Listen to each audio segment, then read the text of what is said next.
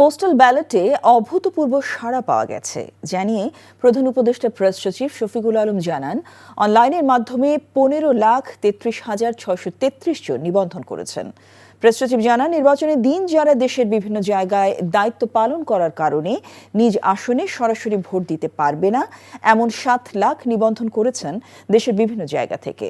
শফিকুল আলম বলেন, প্রার্থী তালিকা চূড়ান্ত হলে 21 জানুয়ারি থেকে পোস্টাল ব্যালট পাঠানো শুরু হবে। তিনি আরও বলেন, নির্বাচনের জন্য আইনশৃঙ্খলা বাহিনীর প্রস্তুতি প্রায় সম্পূর্ণ।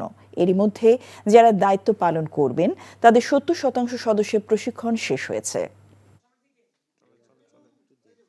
কেন কনফিউশন ছড়াচ্ছেন? নির্বাচনের 37 দিন বাকি আছে। আমরা মনে করি আমরা খুবই ভালোভাবে প্রিপেয়ার্ড আছি। আমি বলবো যে আমাদের security forces, police, military, BGB তাদের এখন কনফিডেন্স লেভেল আরো একটু বেটার অবস্থায় আছে, কারণ আপনারা জানেন তারা পরপর তিনটা বড় ইভেন্ট, বাংলাদেশের ইতিহাসে এত বড় ইভেন্ট হয়নি।